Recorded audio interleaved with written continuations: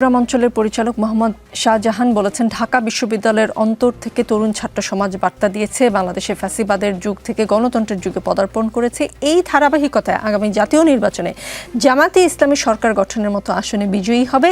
জামায়াতে ইসলামী সরকারি দল হবে, বিএনপিকে বিরোধী দলে যেতে হবে। বিএনপিকে স্বপ্নেও নিজেকে বিরোধী দলে ভাবে। আমি যেটা মনে করি যে ডাকসু ইলেকশনের পরে এটার পার্সপেক্টিভ হলো দুইটা। নাম্বার ওয়ান, বিএনপির জন্য অবশ্যই এটা একটা ওয়েক আপ কল হওয়া উচিত, নিজেদেরকে রিভিউ করা উচিত যে কোন কোন কারণে অনেক তরুণরা নেগেটিভ মন্তব্য করার সুযোগটা পাচ্ছে। দেখেন যে সমস্যাগুলো আছে, আমরা যদি সমস্যাগুলো না দেখে সারা দিন শুধু বলেই বেড়াই এই দোষ ওই দোষ অমুক দোষ, এতে করে আদতে মূল সমস্যাটার সমাধান হয়ে যায় না। সো একই কথা প্রত্যেকটা ক্ষেত্রেই আমরা বলতে পারি।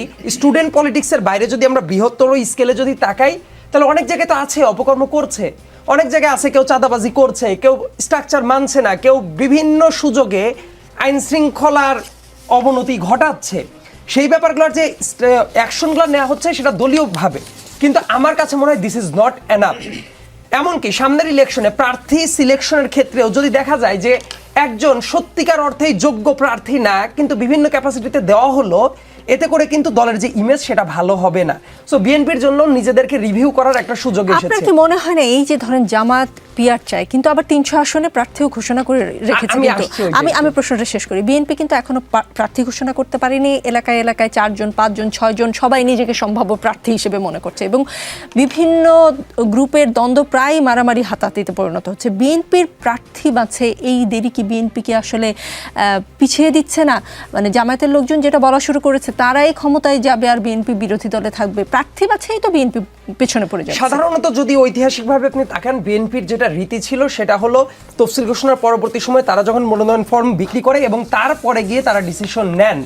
তবে সাম্প্রতিক সময়ের কিছু ডেভেলপমেন্টে দেখলাম বিভিন্ন পত্র পত্রিকার বরাত দিয়ে যে হয়তোবা অনেক জায়গাতে যারা যারা প্রার্থী তাদেরকে কিছু ইঙ্গিত দেওয়া হতে পারে আগে থেকে, কিংবা এমনও হতে পারে 150 থেকে 200 প্রার্থীর নামও ঘোষণা করে দেওয়া হতেও পারে 1-1.5 মাসের ভেতরে।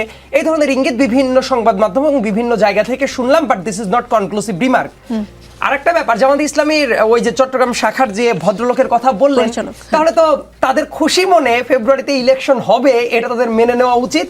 এবং তারা তো বিভিন্ন টাইমে বিভিন্ন কথা বলছে। আমি মনে করি যেটা এই আলোচনাটা আমরা জনগণের হাতে ছেড়ে দেই।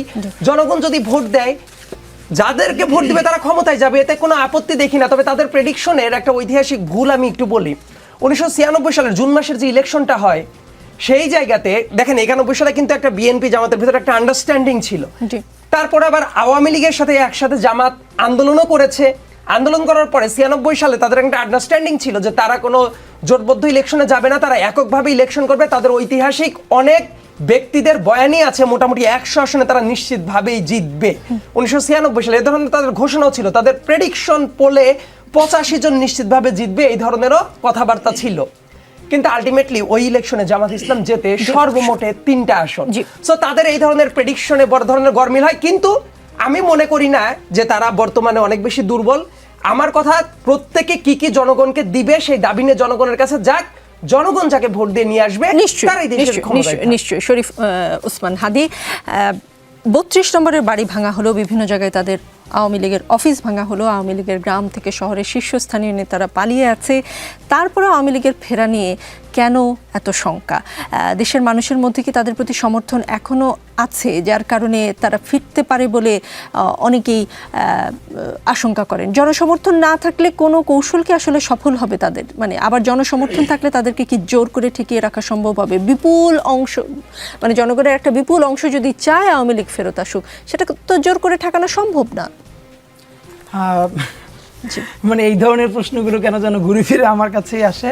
আমি এইটা উত্তর করবার আগে কাইন্ডলি একটা মিনিট একটু পিছন থেকে আপনি যেটা মনে হয় সায়েদকে জিজ্ঞেস করতেছিলেন, হ্যাঁ, বিএনপির মানে যে এই যে বিএনপি অনেককে নমিনেশন দিতে পারলো না, বা এখনো তারা এই জায়গাটায় তো অন্তত মানে ইলেকশন, এটা তো বাস্তবতা যে ধরেন সামনে যে নির্বাচন, ওই আমেজ তো দেশে শুরু হয় নাই।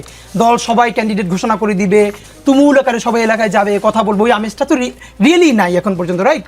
তো এই ক্ষেত্রে আমার যেটা একটা ধারণা বিএনপির ক্ষেত্রে একটা ক্রাইসিস, সেটা হলো একে তো স্বাভাবিকভাবে বিএনপিতে এতদিন অনেক মানুষ অনেকভাবে ত্যাগ করেছে, এক এক এলাকায় 5 জন 10 জন 15 জন পর্যন্ত প্রার্থী আছে, বাট এর থেকেও একটা চাপ আছে বিএনপির জন্য। সেটা হলো এমন বেশ কিছু ক্যান্ডিডেট আছে যে এলাকায় গুরুত্বপূর্ণ 2-3 জন ক্যান্ডিডেট, কিন্তু দিতে পারবে তো একজনকে, একটা চান্স আছে। এটা আমি মানে আমার কাছে ধরেন একাডেমিক প্রুফ নাই, কিন্তু এটা অসম্ভব না। সেটা হলো বিএনপির খুব ভালো কিছু ক্যান্ডিডেট যদি তার আসন থেকে মনোনীত না হন, তাহলে এমন হতে পারে তারা এনসিপির হয়ে ইলেকশন করবেন। এটা অফকোর্স হতে পারে, স্বতন্ত্র না করে এনসিপি। হ্যাঁ অফকোর্স হতে পারে, কারণ এনসিপি যদি একটা জোট করতে পারে, ধরেন এখন যেটাই যে আমরা চাই কি এনসিপির শত সমালোচনা করেও বলি যে বিএনপিকে একটা বেটার বিএনপি করবার জন্য, জামাতকে আরো একটু বেটার জামাত করবার জন্য এনসিপির ন্যূনতম রাজনীতিটা ভালো করা উচিত। এই ভালো করার মধ্যে বলছি না 50টা আসন তার এখনই লাগবে, কিন্তু তার পলিটিক্সটা জারি থাকা উচিত, যাতে এই দুই বাইনারির মাঝখানে যে আমি বিএনপিও পছন্দ করছি না জামাতও না, তো আমার তো একটা স্পেস লাগবে। যেই আরবান ছেলেটা আচ্ছা বলুন তো, এনসিপির অনেকের সঙ্গেই তো আপনার নিশ্চয়ই নিয়মিত কথাবার্তা হয়, এনসিপি আর নুরুল হক নূরের গণ অধিকার পরিষদ কি এক হচ্ছে? আমি দেখলাম গণ অধিকার পরিষদ থেকে একদম ডিরেক্ট না করা হয়নি, হলে কেমন হবে? আলোচনাটা চলছে, আমি যতদূর জানি আলোচনাটা চলছে। আসলে ব্যাপার হলো এই আলোচনাটা এখন না, আমি নিজে যখন আমি তো নাগরিক কমিটি প্রায় জামাতের ঘরে ঢুকে গিয়েছি, মানে এনসিপির এখন এনসিপি দেখেন এনসিপি কতক্ষণ জামাতের ঘরে ঢোকে, কতক্ষণ বিএনপির ঘরে ঢোকে, কিন্তু যে আলটিমেটলি সে কোথাও ঢোকে না, আবার দাঁড়াই থাকে, আমার মনে হয় এটা তার গুড মুভ। মানে সে তো বার্গেইন করতে চায়, পলিটিক্স তো বার্গেইনের ব্যাপার, সুতরাং সে যার কাছ থেকে একটু বার্গেইন করতে পারে, এটা তো ভালো। উমামা ফাতেমা, ঢাকা বিশ্ববিদ্যালয়ের একটি হল সংসদের নবনির্বাচিত সহসভাপতি এক দোকানীকে জরিমানা করার ঘটনা ইঙ্গিত করে বিএনপি নেতা রুহুল কবির রিজভী বলেছেন, ছাত্র রাজনীতিতে যা ঘটছে আপনারা সব দেখছেন, একজন ভিপি হয়েছেন কিন্তু তাকে কি ম্যাজিস্ট্রেসি পাওয়ার দেওয়া হয়েছে? বিশ্ববিদ্যালয়ের ভিতরে কে দোকান করছে, কে মার্কেট করছে, এটা তো ইউনিভার্সিটির প্রশাসন আছে, তারা ব্যবস্থা নিতে পারে, সেখানে ছাত্রনেতা শুধু অভিযোগ করতে পারেন, কিন্তু আপনি গিয়ে ফাইন করে দিচ্ছেন, সেই টাকা যাচ্ছে জামায়াতের বায়তুল মালে। আপনি তো ঢাকা বিশ্ববিদ্যালয়ের শিক্ষার্থী, এখনো কি দেখেন এরকম কিছু হচ্ছে? এত কমপ্লেক্স ভাবে আসলে বিষয়টাকে দেখি না।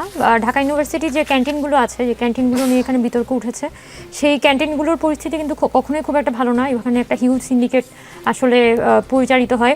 এখন একজন স্টুডেন্ট গিয়েই হচ্ছে এই সিন্ডিকেটগুলো একইভাবে মানে চাইলেই একদিন এটা করা যায় না। সত্যি কথা হচ্ছে মানে যে কোনো সিস্টেমকে যদি আমার করতে হয়, ঢাকা ইউনিভার্সিটির মধ্যে যে ধরনের খাবারের কোয়ালিটি, সেই কোয়ালিটির মধ্যে আপনার যদি হচ্ছে এখানে ভালো কোয়ালিটির খাবার দিতে হয়, তাহলে হয় আপনার প্রাইজে কিছুটা ভর্তুকি দিতে হবে, আর তা না হলে দেখা যাচ্ছে যে এখানে আপনার অন্য কোনো ব্যবস্থায় যেতে হবে বা পোর্শন কমাই দিতে হবে। সো আমি অন্তত বাইরের বাজারে পড়ছি আর ঢাকা ইউনিভার্সিটির ভিতরকার পরিস্থিতি যদি দেখি, এবং আমি নিজেও যেহেতু হলে থাকি, হলের ক্যান্টিনের পরিস্থিতি দেখি, আমার কাছে সবথেকে সহজ সমাধান মনে হয় বিশ্ববিদ্যালয়ের পক্ষ থেকে একটা ভর্তুকি এনশিওর করা। যদিও এখানে ভর্তুকি এনশিওর করা হয়, পাশাপাশি বিশ্ববিদ্যালয়ের প্রশাসন হচ্ছে ক্যান্টিনগুলো পরিচালনা করে, মানে সরাসরি বাবুর্চি নিয়োগ দিয়ে, সরাসরি কর্মচারী নিয়োগ দিয়ে, তাহলে কিন্তু এখানে যে ক্যান্টিন মালিকরা যে লাভটা করে, লাভের পোর্শনটা কিন্তু তাকে আর কাউকে দিতে হচ্ছে না। তখন কিন্তু চাইলেই কম খরচে খাবারের কোয়ালিটিটা এখানে উন্নত করা সম্ভব, যেটা মানে আমরা আমাদের ইশতেহারে এই কথাগুলো তুলে এনেছিলাম যে বিশ্ববিদ্যালয় কর্তৃপক্ষের মাধ্যমে আমরা ক্যান্টিনগুলো পরিচালনার ব্যাপারে চেষ্টা করব। কিন্তু সেটা না করে যদি হচ্ছে আমরা canteen Malik as it is থেকে যাবে, বা এক ক্যান্টিন মালিক চেঞ্জ করে আরেকটা ক্যান্টিন মালিক আনা হবে, এই ফর্মেই যদি হচ্ছে প্রসেসটা চলতে থাকে, তাহলে কিন্তু দেখা যাবে 2 দিন তারা ঠিক চলে, মানে 2 দিন মানে ট্র্যাকের উপরে থাকে ট্রেন, 3 দিনের দিন হচ্ছে ট্র্যাকচ্যুত হয়ে যায়। সো এইভাবে আসলে আমার যে এক্সপিরিয়েন্স হয়েছে 2019 সালেও আমরা ডাকসু দেখেছিলাম, এরপরে আমরা যখন হচ্ছে অভ্যুত্থানের পরে আমরা হচ্ছে আমাদের ক্যান্টিনের পরিস্থিতি নিয়ে কাজ করেছিলাম। অভ্যুত্থানের আগেও আমরা 2022-23 সালে আমাদের ক্যান্টিনের সমস্যা নিয়ে প্রচুর কাজ করেছি।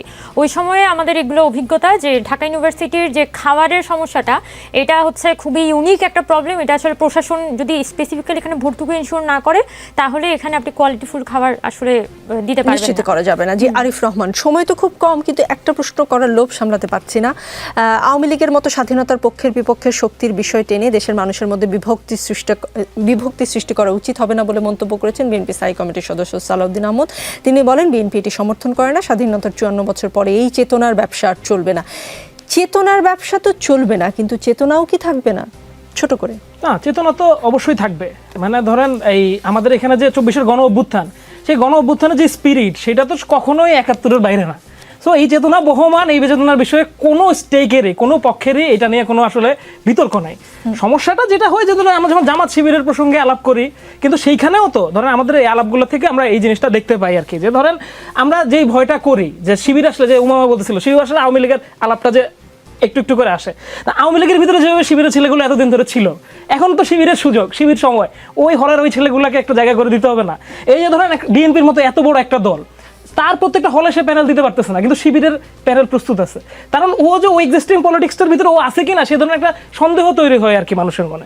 সো সেই জায়গাটা থেকে এইটা ছাড়া অভ্যুত্থানের বাকি সমস্ত শক্তির মধ্যে ৭১ এবং ২৪-এর প্রশ্নে এই বিষয়ে কোনো ডিলেমা নাই। জি জি, সায়েদ আব্দুল্লাহ, বিএনপির ভারপ্রাপ্ত চেয়ারম্যান তারেক রহমান জলদিই দেশে ফিরবেন বলে বিএনপি নেতারা নানান জায়গায় বলছেন। আজকেও কে যেন বললো দেখলাম। তো তারেক রহমান দেশে ফিরলে দলটির ফিল্ড লেভেলের রাজনীতির যে বদনাম, চাঁদাবাজি, দখলদারি কমবে বলে আপনি মনে করেন? আমি মনে করি কমবে এবং খুব শীঘ্রই হয়তোবা উনি দেশে ফেরারও প্রস্তুতি নেবেন বলেই আমি আশা রাখি। এবং উনি ফেরার পরে আমার মনে হয় যে বিএনপির রাজনৈতিক যে কালচার যেটা আছে সেই জায়গায় কিছু ড্রামাটিক পরিবর্তন আসবে। তার কারণ এই যে স্লোগানের রাজনীতি, মিছিলের রাজনীতি, এগুলো তো চিরন্তন বাস্তব বাংলাদেশের জায়গায়, কিন্তু এর বাইরেও পলিটিক্সের যে জায়গাটা, কারণ উনি কিন্তু অনেক দিন ধরে যে পলিসিটা মানুষের কাছে কনভে করার চেষ্টা করছেন সেটা বিভিন্ন মুখ দিয়ে যাওয়ার সময় ওই টোনটা আর থাকছে না। এই জন্য বেকারত্বের সমস্যার কথা বললেন, সেটা কিভাবে সলভ করা যাবে, স্বাস্থ্য খাতে কি কি পলিসি ডেভেলপমেন্ট হবে সেটা অনেকে বলতে পারছে না, কৃষকদের জন্য কি কি উন্নয়ন করা হবে সেই ব্যাপারটা অনেকে জানছে না, আইটি সেক্টরে কি কি উন্নতি করা হবে সেই ব্যাপারগুলো জানছে না। কিন্তু হঠাৎ করে বিপুল সংখ্যক মানুষ যখন এটা বোঝা শুরু করবে যে বিএনপি এই পলিসি নিয়ে সামনে মানুষকে অফার করছে যে আমরা এটা দিব, তখন নিশ্চয়ই রাজনীতির কোয়ালিটিতে অবশ্যই গুণগত কিছু পরিবর্তন আসবে। জি, শরীফ ওসমান হাদী, আপনি ঢাকা ৮ আসনে সংসদ নির্বাচনে প্রতিদ্বন্দ্বিতা করার ঘোষণা দিয়েছেন। এক বক্তব্যে আপনি বলেছেন, আমরা নিম্নকক্ষে পিআর চাই না, নিম্নকক্ষে পিআর হলে আওয়ামী লীগ তার অনেক লোককে এর মধ্য দিয়ে সামনে নিয়ে আসার চেষ্টা করবে, তবে আমরা উচ্চকক্ষে অবশ্যই পিআর চাই। তো উচ্চকক্ষে আওয়ামী লীগের লোকজন ঢুকতে পারবে না, মানে নিম্নকক্ষে ঢুকতে পারবে? খুব সময় নাই, ছোট করে যদি না, উচ্চকক্ষে পিয়ার, তাহলে তো অনেকে পিয়ারের প্যাটার্নটা বোঝে না। উচ্চকক্ষে পিয়ারটা কোন প্যাটার্নে হবে, মানে যেই দলগুলো, যেমন ভাইরা যখন পিয়ারের আলোচনাটা করছিল, ওটা আমরা তো এখন সুযোগ নেই করবার, সেটা হলো নিম্নকক্ষে যেই দল যত পার্সেন্ট ভোট পাবে উচ্চকক্ষে ওইটার অনুপাতে, আসনের অনুপাতে না পাঠাবে, তাহলে বিএনপি কিভাবে আওয়ামী লীগ লোকরে উচ্চকক্ষে পাঠাবে, জামাত কিভাবে পাঠাবে? নিম্নকক্ষে কিভাবে পাঠাবে? তাহলে নিম্নকক্ষে যেটা হবে পিয়ারের মধ্য থেকে, এখন ধরেন তো আপনার জাতীয় পার্টি কি করে না, এখনো তো তার কার্যক্রম সব ঠিক আছে, তো আওয়ামী লীগের হাতে মনে রাখতে হবে পাচার করা হাজার হাজার কোটি টাকা আছে, সে বিভিন্ন দল থেকে, ধরেন আপনার এই প্যাটার্নটা যখন হবে, কম বলি বেশি বলি মিনিমাম 20% ভোট তো দেশে আওয়ামী লীগের আছে, আমরা তো সেটা ডিল করতে পারি নাই, তাহলে এই 20% আপনি লাউ মার্কা, কদু মার্কা, যেই মার্কা দিবেন ওইখানেই পড়বে, তাহলে 20% এবার রেশিও গণেন তো যে কত পার্সেন্ট চলে আসবে, সেই এমপি তো ওখানে যাবে। তো এইটা হলো আমাদের কনসার্নের জায়গা। এর মানে আমরা পিয়ারের ওই বিরোধী না, কিন্তু এইটা তো সত্য কথা। আর আমি ফাঁকে আপনাকে একটু বলে রাখি যে তারেক রহমান সাহেব আসলে আমি যেটা ফিল করি বিরাট ইম্প্যাক্ট পড়বে না। বিরাট ইম্প্যাক্ট এই জন্য পড়বে না যে, কারণ তারেক রহমান সাহেবের লন্ডনে থাকাটাও এর মানে যে বিএনপির সাথে যে তিনি ডিসকানেক্টেড এটা না, কারণ আমি একদম জেনে বলছি উপজেলা বিএনপির সভাপতির সাথেও তারেক রহমান কথা বলেন, এবং উনি ওভাবে মানে উনি দিনরাত 24 ঘন্টা উপজেলা পর্যায়েও কথা বলেন। এক মানে হলো এই বিএনপির, আমরা তো ভালো বেটার বিএনপি চাই, কিন্তু ওটা উনি আসলেই যে একদম বিরাট পরিবর্তন হবে সেটা না, বাট অফকোর্স সিগনিফিকেন্ট কিছু চেঞ্জ তো আমরা দেখতে